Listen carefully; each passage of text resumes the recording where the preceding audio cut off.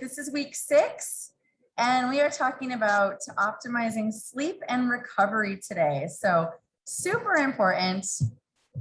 First thing we're looking at, work plus rest equals success. We've got to factor in the rest. If we work too hard all the time and we don't ever allow that recovery, we're not going to get where we want to be physically, emotionally, mentally, professionally. And that looks like more than just sleep. So we're going to talk about that a little bit, especially as it pertains to exercise and physical activity. But we do need active and passive recovery from exercise, work, and life. So passive are things that, really don't involve much effort at all, whereas active means we're moving just at a much lesser intensity. So success, of course, that looks really different to almost everyone. But that means accomplishing whatever your goals are. If we have adequate work-rest balance and even work-life balance, you'll have more energy. You'll be able to perform at a higher level for whatever it is that you need to perform for, whether that's professionally, in your role as a parent, or physically, whatever that may be. To see continued progress, we have to get the rest factored in there. And unfortunately, it's one of the things that too often gets overlooked. And we need that to avoid burnout long term. And we'll talk more about what that means.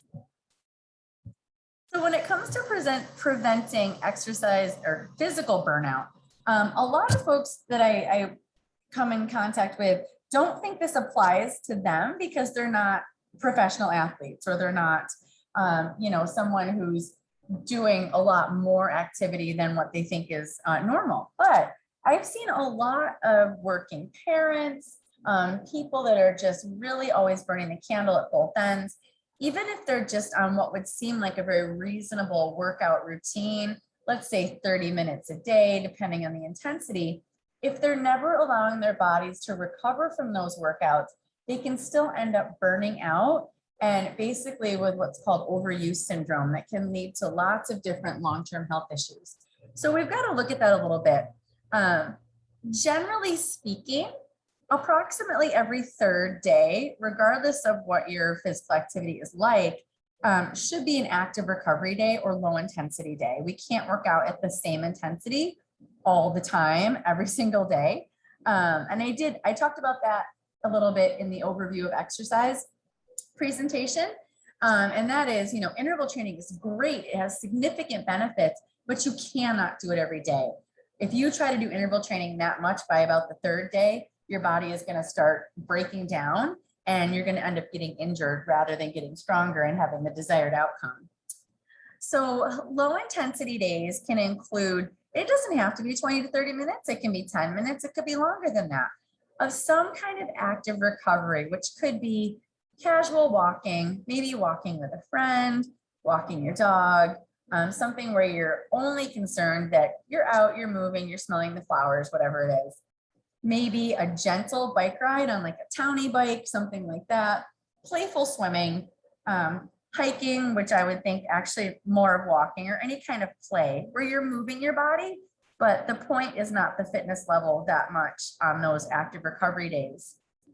Any kind of massage and range of motion can help with that too. So it doesn't necessarily just have to be if you're sore, but using things like maybe a foam roller. You can even use a frozen water bottle or a rolling pin to roll out some of your muscles. Even rubbing them yourself or getting a professional massage can really help with our muscle recovery and getting rid of some of the toxins.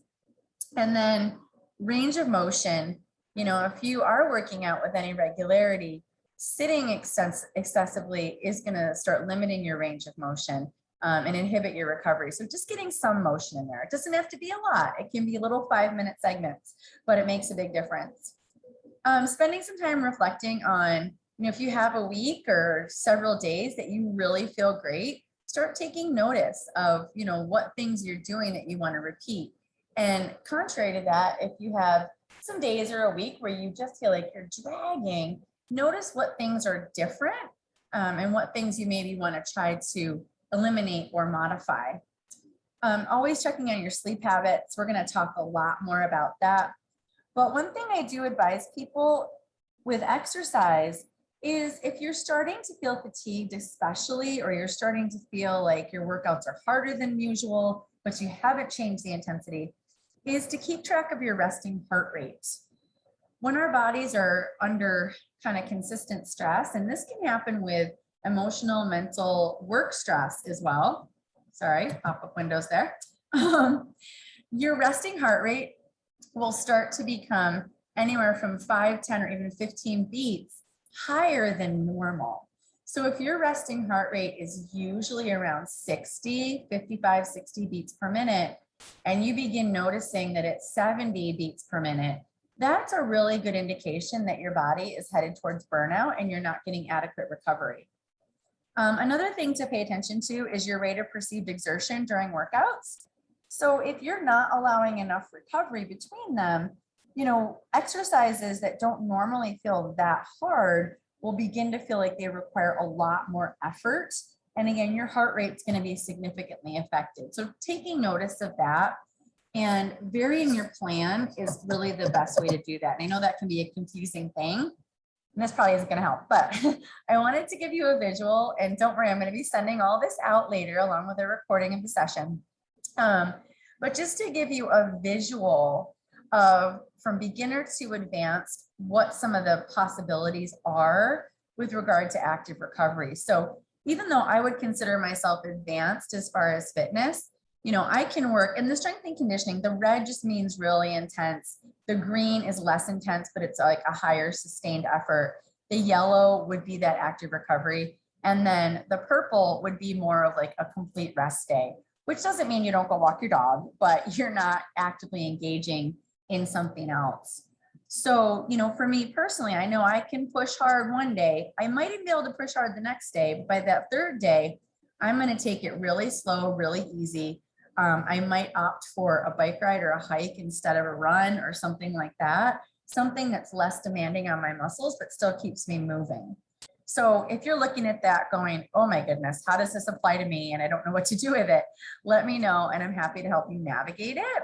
But just having that idea in your mind that we've got to have those days built in where we're still moving, but we're just enjoying the movement, just getting our bodies, moving a little bit, not just sitting. So a little more about stress and burnout. Stress is cumulative. We all have stressful situations in our life that are not cumulative. Those don't lead to burnout. So significantly stressful situations such as, maybe you have a crisis with one of your kids or a parent or a loved one, or, some major event, our bodies will usually recover from those because it's not something that's continually happening. But regular stress that is not dealt with, that we don't recover from, can ultimately lead to burnout. So just kind of getting like even the visual in your mind of, if you had a day where, let's say you almost got in a car accident, which I don't wish on anyone, of course, but if you've ever been in that situation, that your heart rate goes up, your blood pressure goes up, you're very alert. Our bodies submit those fight or flight hormones, which is a natural stress response, and that's a healthy stress response. The issue becomes when our bodies are constantly having a stress response that never goes away.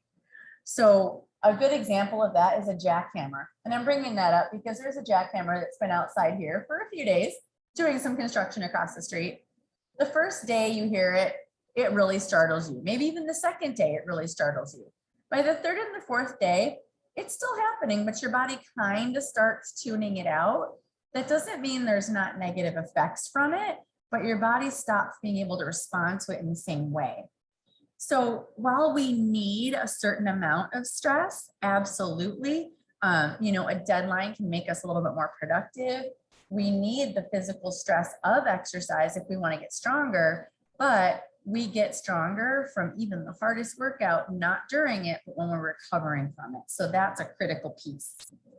Some characteristics of burnout: exhaustion, never feeling well rested, feeling like you have constant low energy.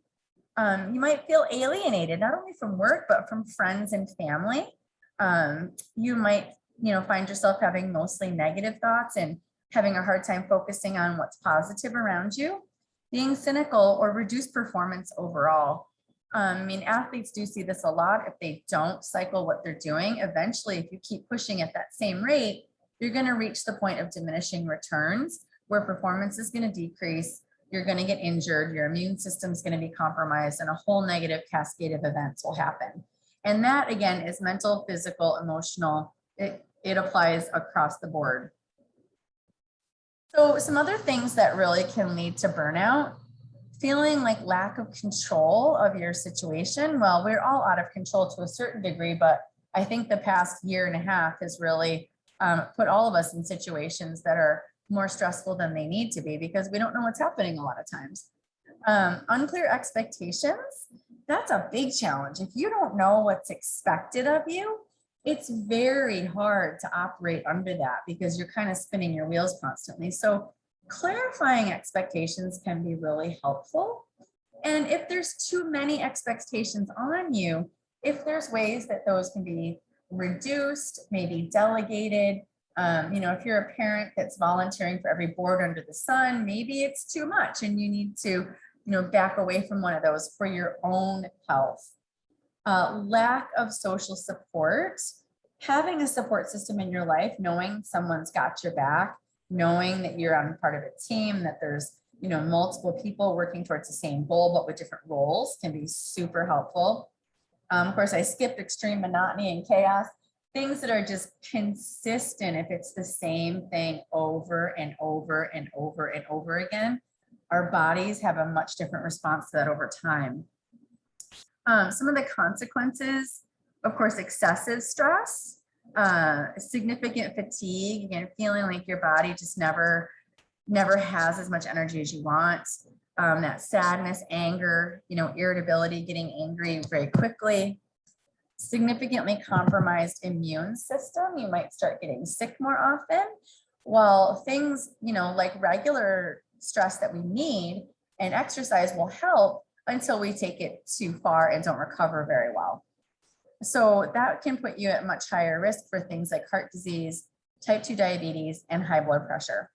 And you really can see a very physiological increase in blood pressure just from being in a stressful situation. I personally had that experience, and I always had the book knowledge, but until I saw it happen in myself, it's very startling to watch what your body does, even if you don't feel like you're as stressed out as you might be. That actually happened to me a couple different times, but during some situations that were unfortunately consistently stressful for a while, I felt like I was handling okay, but I was starting to have some other symptoms like GI distress and not sleeping as well, being a little more alarmed at certain things. And anytime we would take my blood pressure, it was significantly elevated, but addressing those stressors and finding better ways to manage them, the blood pressure came right back down. It was purely a response of that. Very, very powerful. Long term, it can actually affect our adrenaline gland function. And our adrenaline glands are what secrete those stress hormones, those fight or flight hormones that we need in times of stress for survival. But if our adrenaline glands start to become damaged because we keep getting the same signals over and over again, eventually they can't produce those hormones when they need to. This is just a visual of what's called general adaptation syndrome. And there's a link down here that will take you to an article if you want to read a little more about that, but I'm happy to answer questions about it too. Basically what it shows us is, yes, in the beginning, we need stress. As I mentioned, with exercise, it is a stress on your body, and our bodies will improve and they'll continue to improve. But if we keep pushing, and we don't ever factor in that recovery, eventually we reach the point where performance and our health declines. And that's not a place you want to be, because the farther you go down that road, the harder it is to come back up. So what are some strategies we can look at? Of course, seeking support, knowing that there are people around you that have your back and are really, going to be lifting you up when you're having a hard time can be very, very helpful. Understanding what is expected of you, and then seeking recovery if you're not, taking those vacation days throughout the year. Of course, I really feel like PayPal has done a great job, not only with the Wellness Wednesdays, but doing the global wellness days once a month to really help people rest and recharge. That is so critical for our overall mental health. On the weekends or outside working hours, trying to, unplug when you need to and not taking work into the weekend. But during the day, that can even come down to a lot of research indicates that we've got about a 90-minute window of maximal creativity. You can really go beyond that if you're doing something that doesn't require a lot of thought, like data entry or something like that. But if you're needing to be creative and productive, after about 90 minutes, we start to lose that ability. So taking even a 5-minute break, get up, walk around, stretch out, get away from the computer screen, can really help you to refocus and boost your creativity. All right, sleep. We need it for all sorts of reasons. Of course, we're going to dive more into all of these, but our memories, our decision-making ability, our ability to solve problems, judgment, growth and repair for every tissue in our body. And most of our hormones are regulated when we get into that deep REM sleep. So sleep and weight control, how do these two go together? Sleep really is the perfect tool to restore your body's abilities to full capacity.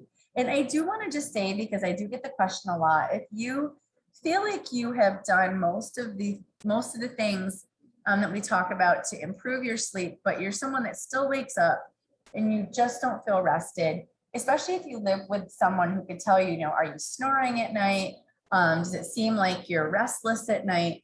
It might warrant actually checking with your doctor and maybe getting a sleep study to see if you have sleep apnea or something like that, which is a condition where you stop breathing throughout the night. And even if you don't wake up, your body's not getting enough oxygen and it can significantly impair the restfulness of your sleep. You don't get into as deep of a sleep, so you still have the impact to the hormonal regulation that can be very detrimental. And there's things that can be done about that. Taking over-the-counter sleep aids can be very, very tricky. People react to them differently. Sometimes they can leave you feeling very sluggish throughout the next day, and they don't tend to produce that same deep REM sleep that we need. So those are kind of a last resort, and I would definitely only do that in consultation with a doctor. But some other things to look at: lack of sleep can really decrease basal metabolic rate. And that's considered the amount of calories that your body needs if you're awake all day but doing nothing just for normal body functions, making new blood cells, tissue regeneration, keeping your heart beating, all that good stuff. Part of the reason that happens, there's multiple reasons, but one of the big ones is that consistent lack of sleep tends to cause a decrease in our thyroid stimulating hormone. And our thyroid is our major metabolic regulating gland. We need that to be functioning optimally. We tend to see an increase in ghrelin levels. Ghrelin is your hunger hormone. I kind of like to think of like gremlins and growling tummy. Ghrelin is the hormone that if we have increased levels of it, is going to increase the amount we want to eat, whether our bodies actually need food or not. Decrease in leptin levels. And leptin is the hormone that not only regulates satiety, but it initiates fat oxidation. If we have insufficient amounts of leptin, we're not going to have that signal in our brain to tell us when we're full, when we've had enough to eat, and we're more likely to eat more than we need. But in addition to that, sufficient leptin levels are required for the body to really mobilize fat as a fuel source, and having insufficient levels of it leads our bodies to actually think we're starving and hold on to some of those fat stores unnecessarily. If you're interested in more articles about that, I could certainly share those by email. There's a lot of studies that represent that. Now, we can't go out and get a medication that increases our leptin levels. Unfortunately, the only way to do that naturally is to make sure that we're sleeping regularly. In extreme cases, and some of the studies have focused on doing IV administration of leptin that's actually derived from pigs while people sleep. So it's kind of a complicated process. The best thing we can do to make sure that we're, maintaining normal levels is that sleep during those critical times. Decreased insulin sensitivity and glucose metabolism. So if you're someone that's not real familiar with what insulin does, insulin is the primary gatekeeper to all of your cells. So what that means is if our bodies don't have enough of it or we become resistant to it, which is what happens when the sensitivity goes down, that means that all the nutrients you eat, carbohydrates, proteins, fats, none of that can get into your cells if our bodies either stop responding or don't have enough of it. So that can become a major, major problem. And that's where we see increases in blood sugar. And that can lead to diabetic type symptoms and ultimately type 2 diabetes in the long run. We can see a major decrease in growth hormone, which is not just for kids. Every adult needs a certain amount of growth hormone just to regenerate all the cells in our body and repair them from daily use. Generally speaking, individuals who don't follow a regular sleep pattern, including weekends, are much more likely to struggle with weight, in large part to all these hormones. I mean, it's kind of an uphill battle. So a lot of the research about this, about what our brains want, what we crave when we're in a sleep deprived state, is coming out of University of California, Berkeley and their Department of Psychology and Neuroscience. This guy, Dr. Walker, is pretty well published. And again, I can share more resources about that if you'd like. But one of the things that he's really found, and it's been found kind of across the board, is that a sleepy brain not only appears to respond more strongly to junk food for some of the reasons we just talked about, that alteration of hormones, but it also seems to have less of an ability to rein that impulse in. In other words, the decision-making centers of our brains tend to be less sharp when we're tired. So we're feeling tired. We think, oh, I want donuts. I don't care that I want donuts. I'm going to have the donuts. So it's kind of a lose-lose double hit. But I want you to just think about a time, even in your own life, where maybe you haven't slept well for whatever reason it is. Maybe you're a new parent or a time when you were. You're in a stressful situation, caring for someone. You've got a deadline, whatever it is. But on those mornings where you still have to try to function and you haven't had enough sleep, think about what kind of food you crave on those mornings. Most people tend to migrate towards the sugary, fatty, salty stuff and caffeine. Usually health food's not the first thing on your mind when you're overtired. So as we kind of already talked about a little bit, negative impacts of little or no sleep, especially over extended periods of time, make us at much higher risk for obesity, developing diabetic type symptoms, at a greater risk for developing type 2 diabetes overall, which I will say has a major genetic component, but some of these lifestyle things can really affect whether or not we actually develop the full-blown disease. People that work night shifts actually have been shown to develop different kind of cancers at a higher rate, will have an increased risk of heart disease. Our immune systems will be compromised. We tend to get sick more often. As we already talked about, being more irritable, not being as alert. There's a reason that like airline pilots have a required break time because you cannot go past a certain point and still be alert and make the right kind of decisions. Of course, significantly delayed muscle recovery. You might be putting in great workouts, but as we already talked about, if you're not recovering, you're not going to get where you want to be because your body's not going to be able to get stronger. And increased cortisol, that's the major stress hormone that while a little bit of it when we need it is good, but too much of it because our bodies never get the chance to recover is not good. I did link another study here from the American Heart Association. Most of these studies are looking at adults who tend to sleep less than 6 hours. That seems to be one of the thresholds where a lot of these things become a major issue. And I can tell you, after working for and in part running a major diabetes prevention program for many, many years that was grant funded through Indian Health Services, part of that study was really looking at, you know, all of the different things that seemed to lead to people either developing the disease or not, that included, of course, their genetic predisposition. But one of the things they found across the board was that people who tended to get less sleep were much more likely to develop the full-blown disease. So what are some other things that you can do? Sleep and nutrition. Eating less processed foods is going to help. And I want to talk about this really quickly. getting the bulk of your calories during the day. That does not mean eating at night in and of itself is bad by any means at all. If you have not had enough calories throughout the day and you're still hungry in the evening, having a snack before bed is perfectly fine. That is an okay thing, provided that you don't, where most people get in trouble is that they eat not enough throughout the day. And in the evening, they're so hungry that they eat way more than they need. They end up exceeding their calorie intake for the day.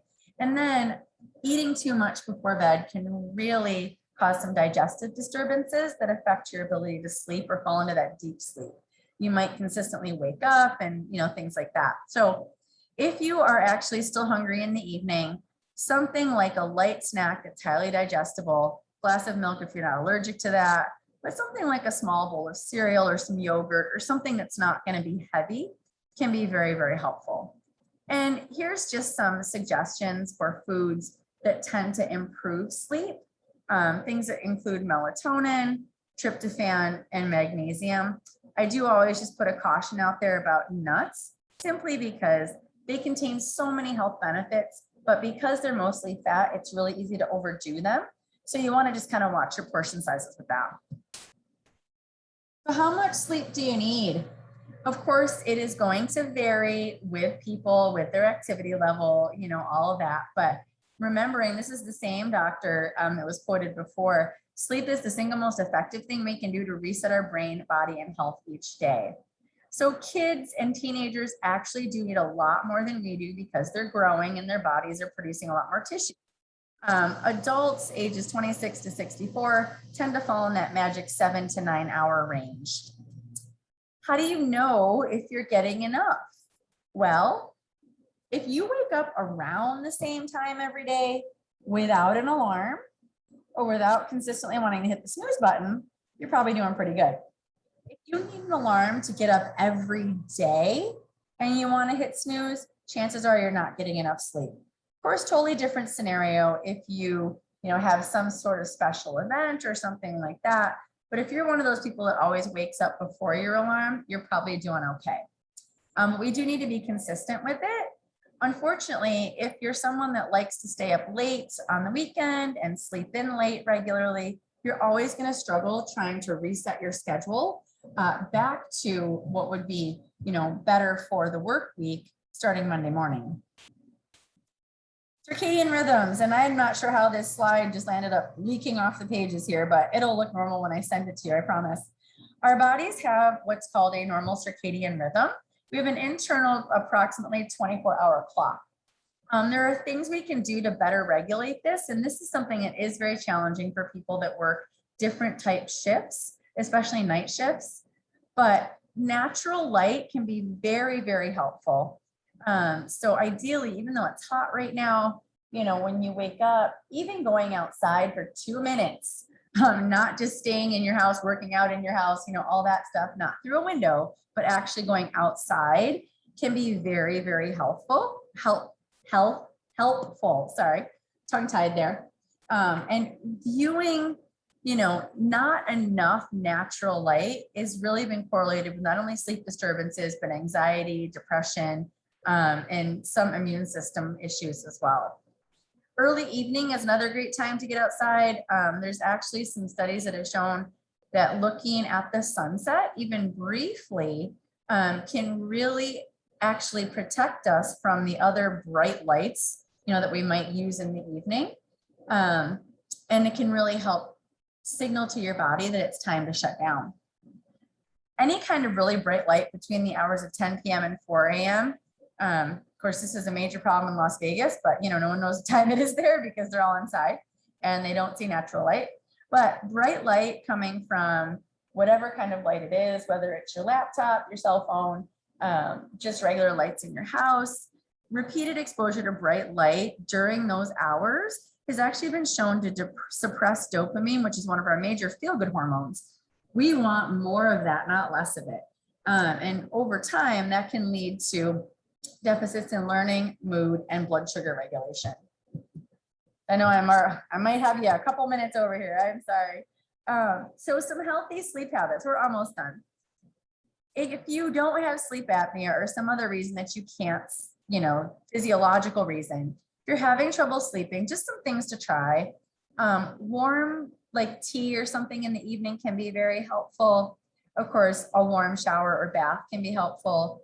You want to make sure that you're hydrated, not dehydrated, and not too hungry or too full. Both can be problematic.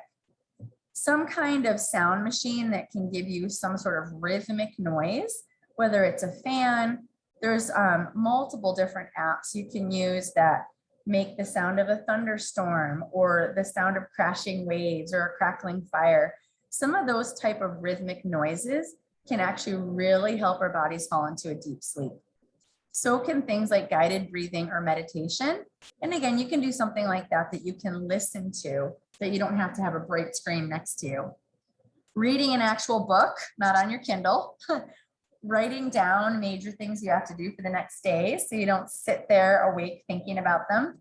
And if you need to, blocking out any kind of light later in the evening.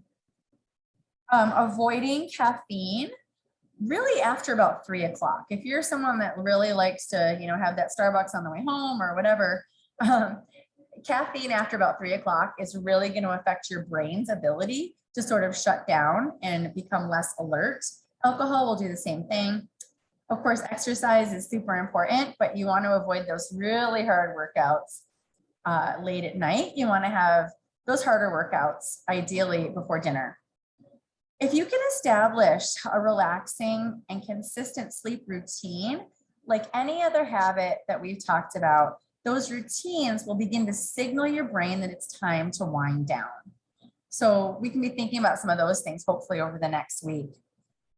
Progressive relaxation. I keep getting these little flashes, I'm sorry. That's something where you're contracting and relaxing the muscles in your body and letting go of tension. And again, I can provide some resources for that if it's something you're interested in. Not taking long naps during the day, short, like 20-minute cat naps can be helpful, but too long will leave you feeling more sluggish. And then paying attention to your sleep environment. Your bedroom should be a peaceful place as much as possible. If you're working in your bedroom or all sorts of chaos is happening in there, it's not going to signal to your brain that it's time to wind down. It's going to be stressful. As much as you can do to make sure that your bedroom or wherever you sleep, like that's mostly all you do in there besides maybe put your laundry away, it'll help to signal your brain that it's time to wind down.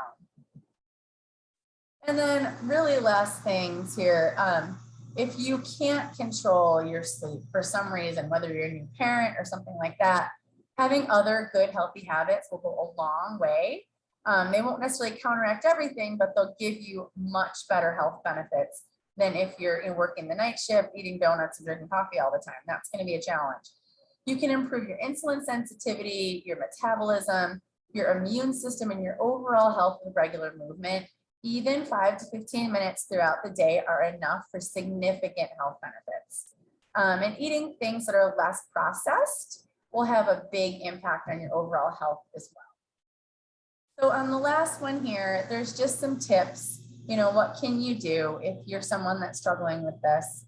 Kind of keep track of how much sleep you're getting. And if you're really not getting at least that 7 hours, strategize. I can certainly help you come up with ideas of how you can maybe increase your sleep even by 15 to 30 minutes might make a big difference. Using some of these relaxation breathing techniques, avoiding electronics right before bed, and then taking note of your sleep environment. If there's anything you can do to make your sleep environment a more relaxing place, then maybe try to see if you can do that. Even especially at this time of year, turning down the thermostat can be very helpful. If it's too hot in your house, you're going to wake up taking your covers off. But if it's a little chillier at night, you have a tendency to fall into a deeper sleep and to really kind of burrow under those covers. So the last thing would be, think of some nightly routines that maybe you could start doing if you're not already, that might help you to signal your brain it's time to shut down and go to bed. And that is it. I am so sorry I kept y'all a couple minutes late here. I hope that was some helpful information.